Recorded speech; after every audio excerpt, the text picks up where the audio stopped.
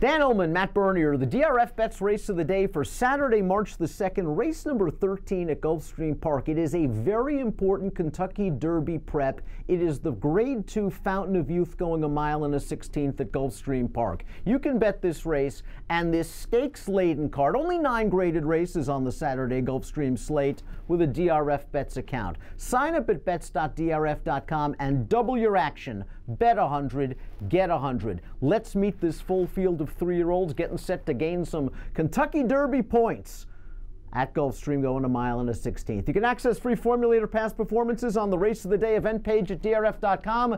Download them, handicap along with us. We'll take the field in post position order, beginning with the number 1, Matt, the Keeneland Grad Code of Honor. Grade 1 placed last year in the Champaign, a 1-turn mile. He did not have an easy trip that day. He took a bad stumble at the start, altered wide in the stretch, and then was no match for favored Complexity. And then the problems occurred. He missed the Breeders' Cup Juvenile. He missed the Remsen. He didn't show up until the Mucho Macho Man early at the Gulfstream meet, and let's be honest, he really underperformed at odds on. Yeah, you know, I tried to sit there and make a case or go back and look at it and say, you know what, maybe that race wasn't as bad as I initially thought it was.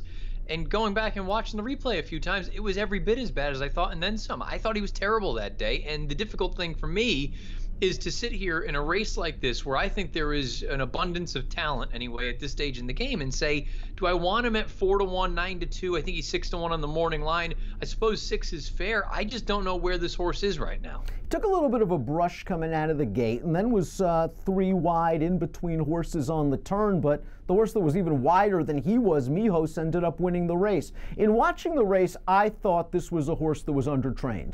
That Chig McGahee did not have completely cranked up and ready to go. We see several bullet workouts over the deep Payson Park track leading up to this race. He draws an advantageous inside post position, and even though he didn't run last time out, he still finished ahead of the horse that came back to win the Sam F. Davis with a 93 Beyer speed figure. Now, for me, and I'm curious your thoughts here, do you have some distance concerns? Do you think he's that late-running, one-turn horse that we saw in the Champaign? Because his dam was a graded stakes winning sprinter, and he's a half to Big League, who was a graded stakes play sprinter.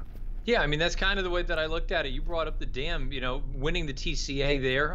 That's a sprint race for fillies and mares, and then also being a third-place finisher in the Victory Ride. It just makes me wonder, ultimately, how far is this horse going to want to go? I mean, look, his biggest race to date, that Champaign, with that terrible start, 1-turn mile. I know he came back in the 1-turn mile in that Mucho Macho Man, but like you say, I suppose there are reasons to excuse that. I just thought it was a disappointing effort, and I agree with you. There are legitimate concerns for me. How far does he want to go? Epic Dreamer came close to Fountain of Youth contender Vekoma in the career debut, and then I think he took advantage of a severe inside speed favoring track to graduate as an odds-on favorite at Belmont going this distance, albeit at 1 turn. I wasn't sure what I thought of Epic Dreamer, but I think his last 2 races are better than they look on paper. He got into a little bit of trouble in the Springboard Mile, and I think he went way too fast last time out in the Grade 2 Holy Bull. I'm not sure he's good enough to win this race, but can he be a fly in the ointment for some of the other speed horses? Well, to date, he's only won in gate-to-wire fashion, so I think there's only one way for these connections to go is to send him and be aggressive again like you were in the Holy Bull. To be honest, I thought he actually ran better than I initially thought in the Holy Bull, given the pace situation, given the fact that he was off of a layoff. Now, second start back, I think he does take a step forward. The problem is, again, from a pace standpoint and from a quality standpoint, I have major questions about the Holy Bull as a whole. And then from a running style standpoint, I just think he's going to have a lot of company up front. You had a great opinion on Gladiator King last week in the Texas Glitter Stakes. He was 16-1. He only got beat a length. It was over his best surface, his best distance, and against the kind of horses that he can compete against. Here's the problem. This is not his best surface. This is not his best distance. And this is certainly not the kind of class of horse that he's been competitive with in the past. Can he at least be a nuisance with his stretch-out speed for the first quarter mile or so? Yeah, I mean, at face value, probably, because he is fast and he can be forwardly placed in 5/8 turf races. And again, that kind of speed's nothing to sneeze at. But why is he here? This, again, makes no sense whatsoever. I think you've got a nice horse and you keep doing these sort of things. This is the thing that makes a horse go sour, that you can really ruin a nice little runner. I think he's a nice turf horse. I don't think he wants any part of this. Bourbon War, the number 4, real interesting at 10-1 on the morning line. You're getting a Rad Ortiz, and you're getting a beautifully bred son of Tappet out of the quality mare My Conquistador. 3 starts, 3 solid Beyer speed figures, all in the 80s. And I like the way he won his seasonal debut over Track and Trip at Gulfstream Park. He was kind of in and among horses. He showed some agility to split him entering the far turn. Then he went back down towards the inside in the stretch. This horse is a professional little sort, and he's going to get some pace to run at. Yeah, I picked him second. I thought long and hard about putting him on top. I think he's got a big chance, and I think there's some serious ability here. You brought it up, that run in the N1X most recently. I liked being between horses. He never looked like he was in any sort of an uncomfortable position. Irad kind of guided him through. He went through very willingly, which is something you don't normally see with inexperienced types, especially horses coming off long layoffs. I shouldn't say long, off of a little bit of a layoff. I guess the only thing that I'm a little bit intrigued with or curious about, the Henning Barn, not necessarily firing on all cylinders right now, about 1 for 25 for the meeting as we're taping this. So we'll find out ultimately if that's this one's undoing. I do think there's a ton of ability here, though. Vekoma might have a ton of ability. And also, the number 5 is a perfect 2 for 2 in his career. And he earned a 97 Beyer speed figure as a November 2-year-old when winning the Grade 3 Nashua, his first start against winners. And he was just ridden with supreme confidence by Manny Franco while prompting the pace 3 wide that day. Now he's going to get Lasix for the first time. He's going to return off a little bit of a layoff, and he's going to stretch out around 2 turns for the first time. His dam was a sprinter. She won the Humana Distaff at 7 furlongs. Do you have concerns about Vekoma's ability to handle this extra distance? Yeah, it is. It's one of those things, until they do it, you never know. Now, being by Candy Ride, you would hope that additional distance isn't a big deal. And really, when you think about it, we're only talking about an extra 16th of a mile. The more important or the more intriguing thing for a number of the horses in here that are trying something different, it's the 2-turn configuration. How are they going to handle that? Vekoma, from a numbers standpoint, is one of the more likely winners of this race. Lasix on. You've got a number of good things. George Weaver, obviously great conditioner. Manny comes down to ride. He's got a bit of a paddle, that left front. He is out there swinging it all around, and there is a part of me that does wonder if ultimately shorter is going to be better for him, but who knows? It's too early to really make a definitive statement. The number 6 Signal Man was one of the more underrated 2-year-olds in the country last year. 2nd in the Grade 1 Breeders' Futurity. 3rd in the Grade 1 Breeders' Cup Juvenile. Winner of the Grade 2 Kentucky Jockey Club. Never off the board from 5 starts. Distance isn't an issue. He's going to get some pace. He got pace last time out over a sloppy track in the Kentucky Jockey Club, and I wonder if that's what propelled him to victory. A late runner like this, he needs a little bit of trip help, and remember, at 1 1/16, you got the first wire. It's a short stretch.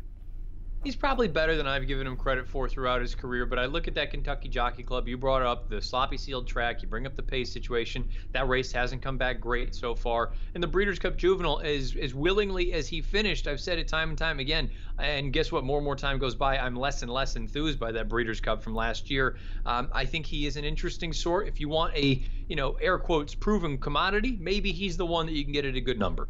Timeform US Pace Projector has the morning line favorite, the number 7 Hidden Scroll, out there on the lead. Timeform US also expects Hidden Scroll to be going at a decent clip. The red bar indicates a fast pace. All eyes are going to be on Hidden Scroll following his career debut. He won by 14 lengths with a sparkling 104 Beyer speed figure. And while that race was around 1 turn, he's bred to get more distance. His dam's a half-sister to Star Former, a graded stakes winner on turf at 1.25 miles. That race, though, his debut, came over a sealed, sloppy track. Are you worried about the fast-going, stepping up against winners, taking on perhaps some other speeds at a short price? I mean, all the things you just laid out, if you looked at any other race in any given day, say it's the 5th race at Aqueduct or it's the 5th race at Gulfstream on a different day, all those things stacked up, you would probably be looking at that horse saying, boy, got a lot going against you here.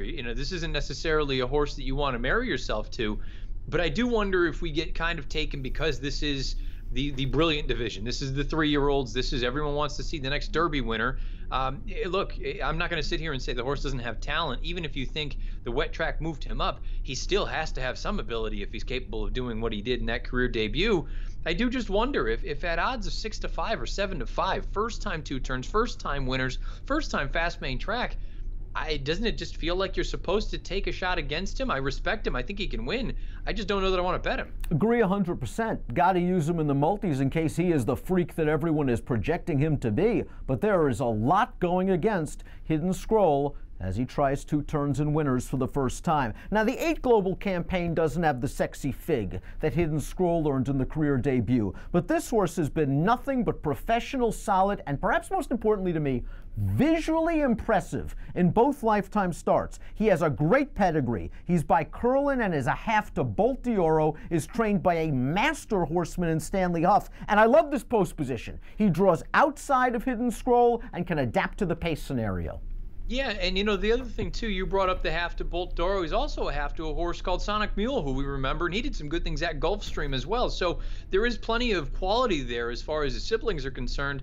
And this to me, again, I brought it up a number of times over the past handful of months. This to me is sort of a handicapper's puzzle where you look at it and say, well, from a figure standpoint, from buyers, he actually regressed in that second start, first time against winners. From a Timeform US standpoint, he actually paired up the raw number of 106. So if you believe the 106 and that projects more to an 86 buyer, well, guess what? He doesn't look all that slow anymore, does he? He's right there. I think it depends on how you look at him. You can spin whatever kind of narrative you want. If you believe the buyer or the Timeform rating, I look at it and say he's proven at the distance, proven at the surface. The connections are on fire right now. He has a little bit of versatility, and he's got the pedigree, and he might be 10-1. I don't see how I can't take a chance with him. Dale Romans deserved a round of applause for getting Everfast within a length of the win in the Grade 2 Holy Bull at 128-1 last time out. Now, that was probably not a vintage renewal of the Holy Bull. He got an advantageous pace scenario that day, and you can make an argument he is stepping up in class. And while the Holy Bull was his best effort from a buyer standpoint, it is still over 20 points behind what Hidden Scroll earned in his debut, so there's still work to be done. Yeah, I mean, we're talking about a horse that needs to take his game again. He needs to have a similar jump from what he had prior to that most recent run, that 20-point or 15-point improvement. He's going to need another one of those if he's going to be a contender here on Saturday. But he's part of the reason that I just look at that Holy Bull and I go, how good could it possibly be? Wouldn't be surprised if the 10 Frosted Grace is a little bit closer to the pace than where the projector had him. It is his first start around 2 turns. He did show speed, albeit on a slow pace, 2 starts back going a 1-turn mile. This is a horse that in the swale ran just fine in a field that really didn't blow me away. The horse that finished 9th came back to run 2nd on the turf. That's Jackson in the Texas Glitter with a 79 buyer speed figure. I think Frosted Grace is okay. I think the distance might be a little bit far and the class a little bit too tough. You know, the other thing I didn't love about the swale, to me, it felt like he was reluctant to split horses when he turned for home, and that's usually not a good sign, especially in a field where now you're going to be going 2 turns against better horses. He never changed leads at any point. I wonder if he's going to be an okay horse down the road. I just don't know about this spot. Formulator fact for a long shot. Far outside, Union's Destiny, trained by Juan Avila. Past 6 months, 3-year-olds on dirt. He's 4 for 11. 8 have hit the board. The ROI is whopping. $13.96. If Union's Destiny wins, that ROI goes up even more. I like the way this horse won at Gulfstream back in August. In the smooth air, he ran fine behind Garter and Ty, who came back to finish ahead of Code of Honor, went 3rd in the Mucho Macho Man with an 86 buyer. He's got stamina on the top of the pedigree, but the Dam was a multiple stakes winning sprinter, and this post is no bargain. Certainly not, but to me, he's that kind of horse. If you're playing a super, you're playing a try, you want to put him in underneath because I like the way that he finished in that smooth air. He just kind of chugged along. I don't know that he's brilliant, but I do think there is something here. And again, he's the kind of horse I could use underneath. Hidden Scroll, the big name in the race. We're going to try to beat him. As we take a look at our top selections, you're going with Global Campaign. He really hasn't broken a sweat in 2 starts for Stanley Huff. We mentioned his pedigree. I think it's a great advantage that he already has a win over this course and especially this distance. I was really torn between Global Campaign and Bourbon War, and ultimately the barns, how each one of them respectively is going at the moment, that factored into it. But also with Global Campaign, you brought it up, visually, he really has not looked like he's taken a deep breath just yet. Now, who knows? When the real running starts on Saturday, maybe he's going to look at it and go, oof, I'm not ready for this.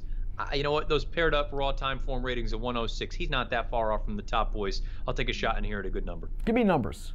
8475. I'm going to hope that Chug didn't have Code of Honor ready off that layoff last time out in the Mucho Macho Man, and that he'll really be cranked up. He can't afford another stinker if he's going to continue on the Kentucky Derby trail. Great inside post position. Think he has the tactical speed to tuck in behind the speeds, and he's been working quickly at Payson Park. He's 6-1 on the morning line. He showed me enough in the Champagne that I think he can be a graded stakes kind of horse. I'm going to give him a chance here. 175. 4 for me in the Grade 2 Fountain of Youth, one of 9 graded stakes races at Gulfstream. Heck, bet them all with a DRFBets account. It's simple. Double your action when you sign up at bets.drf.com. DRFBets, ready, set, bet. Approximate post time for the Fountain of Youth, 5:32 Eastern on Saturday. Good luck.